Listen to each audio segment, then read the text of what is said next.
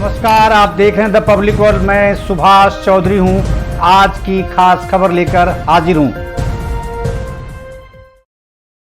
उत्तर भारत में सबसे बेहतरीन होगा Aryabhatta regional science centre Ambala.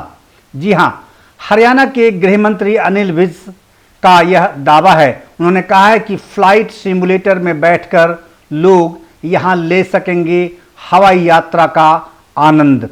Delhi से national council of science museum एवं कोलकाता से आए आर्किटेक्चर टीम ने आर्यभट्ट साइंस सेंटर का निरीक्षण किया और इसका निर्माण अंबाला में किया जा रहा है और इसका निर्माण 2 चरणों में होगा। हरियाणा के गृह मंत्री अनिल विज ने कहा है कि अंबाला में निर्माणाधीन आर्यभट्ट रीजनल साइंस सेंटर उत्तर भारत का सबसे बेहतरीन साइंस सेंटर होगा, जहां विज्ञान से जुड़े विभिन्न पहलुओं को बखूबी ढंग से प्रदर्शित किया जाएगा। उन्होंने बताया कि सेंटर में फ्लाइट सिमुलेटर भी लगेगा, जिसके जरिए लोग बिना हवाई जहाज में बैठे हवाई यात्रा का आनंद ले पाएंगे। साइंस सेंटर विद्यार्थियों के लिए सबसे लाभदायक होगा, जिन्हें साइंस गैलरी में लाइव वेदर के अलावा अंतरिक्ष विज्ञान, गणित एवं अन्य रोचक जानकारियां हासिल हो सकेंगी।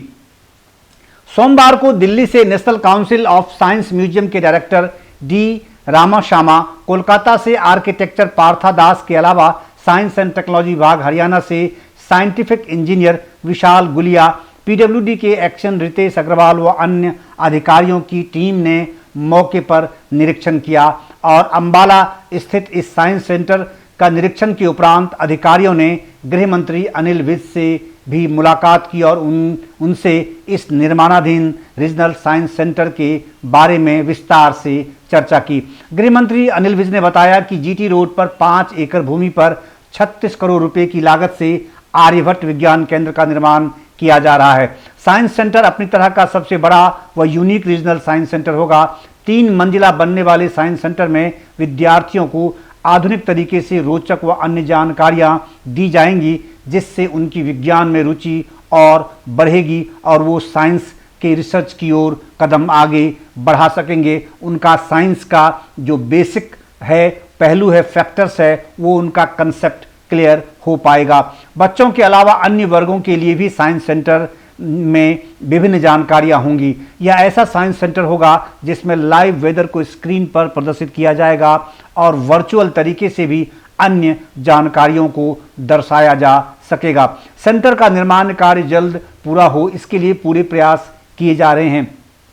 अनिल विज ने बताया कि सेंटर के बनने से अंबाला के लोगों को इसका सबसे ज़्यादा लाभ मिलेगा और यहाँ के स्थानीय बच्चे, स्टूडेंट, छात्र छात्राएं यहाँ जब भी उनको आवश्यकता होगी वो इस सेंटर का दौरा कर सकेंगे, यहाँ आकर अध्ययन कर सकेंगे और विभिन्न पहलुओं की जानकारी हासिल कर सकेंगे। साइंस सेंटर पर्यटकों को भी अपनी ओर आकर्षित करेगा। हरियाणा के अलावा विभिन्न राज्यों से लोग इसे देख पाएंगे, क्योंकि समूचे उत्तर भारत में यह साइंस सेंटर अलग ही किस्म का होगा। यह साइंस सेंटर 2 चरणों में बनेगा, ऐसा कहना है डी रामाश्यामा का, जो आर्किटेक्ट हैं। निरीक्षण के उपरांत दिल्ली से national council of science museum के डायरेक्टर डी रामाश्यामा ने बताया कि 2 चरणों में इसका निर्माण कार्य पूरा करने की योजना बनाई गई है। पहले चरण में ग्राउंड और प्रथम फ्लोर का निर्माण कार्य पूरा किया जाएगा। उन्होंने बताया कि यह निर्माण पूरा होने पर साइंस सेंटर में लगने वाले उपकरणों को लगा दिया जाएगा। ऐसा करने से सेंटर को 2 फ्लोर को लोगों के लिए चालू किया जा सकेगा। दूसरे चरण में द्वितीय तल व तृतीय फ्लोर का निर्माण कार्य कराया जाएगा। सेंटर में ग्राउंड व 3 फ्लोर होंगे। उन्होंने बताया कि अंबाला में बन रहा साइंस सेंटर एक आधुनिक साइंस सेंटर होगा। इसका स्तर रीजनल साइंस सेंटर से भी ऊंचा होगा। उत्तर भारत में इस स्तर का साइंस सेंटर केवल अंबाला में ही होगा। यहाँ अलग अलग फ्लोर पर अलग अलग प्रकार की सुविधाएं होंगी। जैसे ग्राउंड फ्लोर की बात अगर हम करें तो साइंस सेंटर की ग्राउंड फ्लोर में digital adventure gallery, exhibition hall, conference hall, auditorium में 132 सीट्स की व्यवस्था होगी। 132 लोग एक साथ बैठ कर के किसी भी तरह की साइंस से संबंधित रिसर्च को देख सकेंगे, उस एग्जीबिशन को देख सकेंगे और समझ सकेंगे, या फिर किसी रिसर्च के मुद्दे पर आपस में चर्चा कर सकेंगे। 2 लिफ्ट होंगे इस बिल्डिंग में, शौचालय, project headroom, flight simulator, exhibition, development आदि की व्यवस्था इस फ्लोर पर होगी, यानी ग्राउंड फ्लोर पर ये सारी व्यवस्थाएं होंगी। और दूसरा आगे प्रथम फ्लोर है, प्रथम फ्लोर पर फन साइंस गैलरी होगी, तारामंडल, साइंस व्याख्यान, VR theatre, 270 degree projection hall भी होगा, और electric room, toilet, handicap toilet, office, innovation hub होगा। ये प्रथम फ्लोर पर ये सारी सुविधाएं होंगी। और अब अगर हम बात करें द्वितीय फ्लोर की, तो इस पर साइंस ऑफ स्पोर्ट्स गैलरी स्थापित की जाएगी, horticulture technology, agriculture technology, nano technology, electrical room व ऑफिस की व्यवस्था इस फ्लोर पर होगी। और इसका जो अंतिम फ्लोर तृतीय फ्लोर होगा अभी के प्रोजेक्ट के अनुसार, तो इस तृतीय फ्लोर पर डिफेंस टेक्नोलॉजी गैलरी होगी, हिमालय की वादियों का डिजिटल प्रेजेंटेशन भी यहाँ देखा जा सकेगा, उसकी व्यवस्था भी होगी। आकाश को देखने के लिए ओपन स्पेस की व्यवस्था भी होगी, जिस पर आकर खास मौके पर जब भी कोई भौगोलिक घटना होती है, कोई खगोलीय घटना होती है, तो उसको देखने के लिए यहाँ ओपन स्पेस भी बनाया जाएगा। बायोटेक्नोलॉजी गैलरी व अन्य वस्तुएं भी प्रदर्शित की जाएंगी। आपकी जानकारी के लिए हम बताते चलें कि हरियाणा के गृह एवं स्वास्थ्य विज्ञान व प्रौद्योगिकी मंत्री अनिल विज ने गत 28 मई 2020 को ही अंबाला दिल्ली राष्ट्रीय राजमार्ग पर 5 एकड़ में लगभग 40 करोड़ रुपए की लागत से तैयार होने वाले आर्यभट्ट विज्ञान केंद्र सब रीजनल साइंस सेंटर के निर्माण कार्य का शुभारंभ किया था। यह विज्ञान केंद्र 1 साल में तैयार हो जाने की संभावना थी, क्योंकि जब 28 मई 2020 को इसका शिलान्यास किया गया था, इसलिए अभी समय है 2021 मई तक इसको चालू करने की योजना थी। इसमें साइंस संबंधित 60 प्रदर्शनियां भी स्थापित की जाएंगी, जो कि विज्ञान के विभिन्न नियमों पर आधारित होंगी।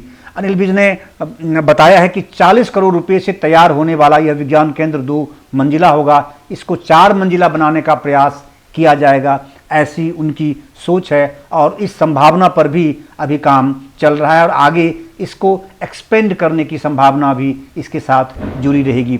साइंस के प्रति विद्यार्थियों की रुचि बढ़ सके, इसके लिए इस केंद्र का निर्माण किया जा रहा है। इसमें साइंस से संबंधित आधुनिक प्रदर्शनियां लगाई जाएंगी, जिसकी जानकारी हमने आपको फ्लोर वाइज दी कि ग्राउंड फ्लोर पर क्या होगा, फर्स्ट फ्लोर पर क्या होगा, सेकंड फ्लोर पर क्या होगा और थर्ड फ्लोर पर क्या होगा।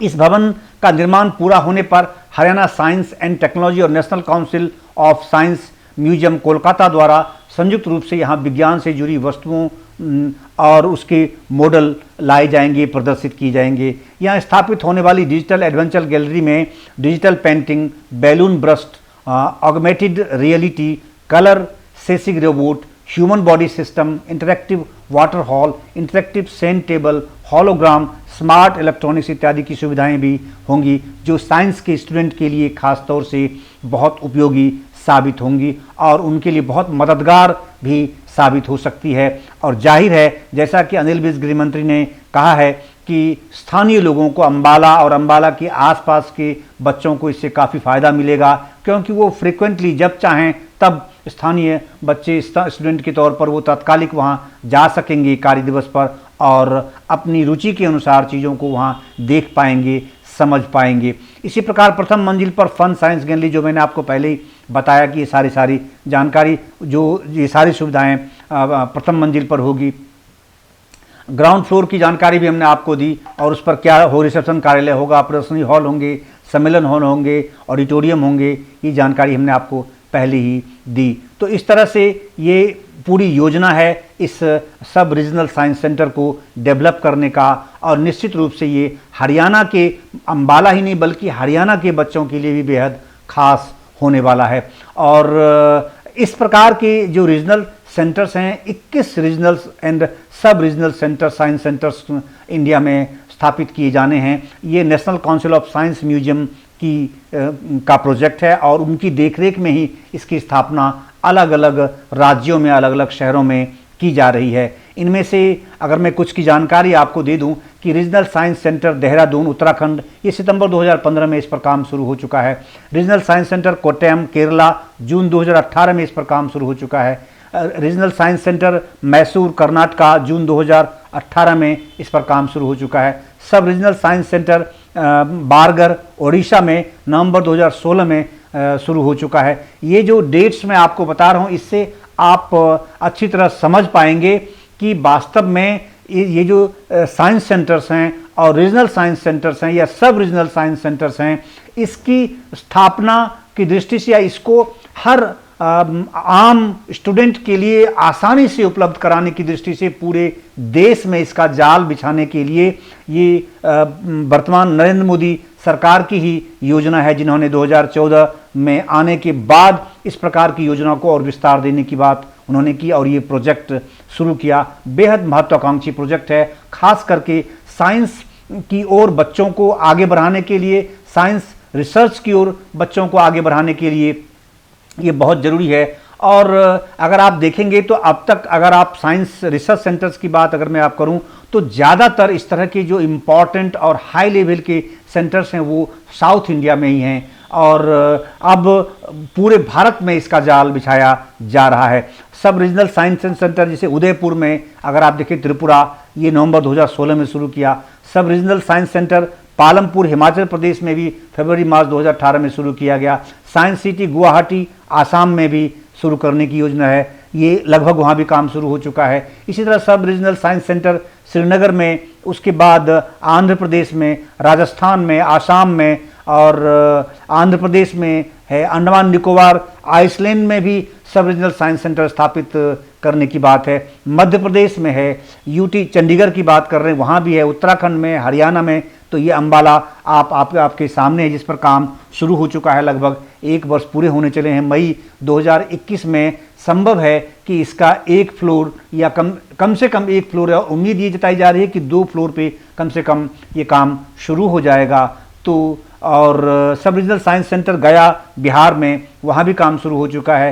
Regional science centre Allahabad Kanpur Uttar Pradesh में शुरू हो चुका है। पंजाब में अमृतसर और भटिंडा में भी स्थापित किया जाना है, वहाँ भी काम शुरू हो चुका है। दादर नगर हवेली दमन में वहाँ भी स्थापित करने की योजना है। और कर्नाटका में सब रीजनल साइंस सेंटर तुमकुर में, वहाँ भी इस पर काम शुरू हो चुका है। तो इस तरीके से केंद्र सरकार ने एक ऐसी योजना बनाई है जिससे कि इस प्रकार के सेंटर्स बच्चों को आसानी से उपलब्ध हो सकें और टीचर्स और बच्चे वहां जाकर उन फैक्टर्स को देख सकें, उन चीज़ों को देख सकें, समझ सकें और दुनिया में क्या नए रिसर्च हो रहे हैं, नए अनुसंधान हो रहे हैं साइंस के हर पहलू की दृष्टि से, उस पर भी जाकर वो सोच सकें, चिंतन कर सकें, मनन कर सकें और उस रिसर्च से सीधा सीधा स्वयं को जोड़ सकें, जिससे कि जो उनकी अभिरुचि है, जो उनका इंटरेस्ट है इस क्षेत्र में, वो और ज़्यादा तीव्र हो सके। तो कुल मिला के केंद्र सरकार ने ये जो नेशनल साइंस सेंटर्स की बात की है, रीजनल साइंस सेंटर्स की बात की है,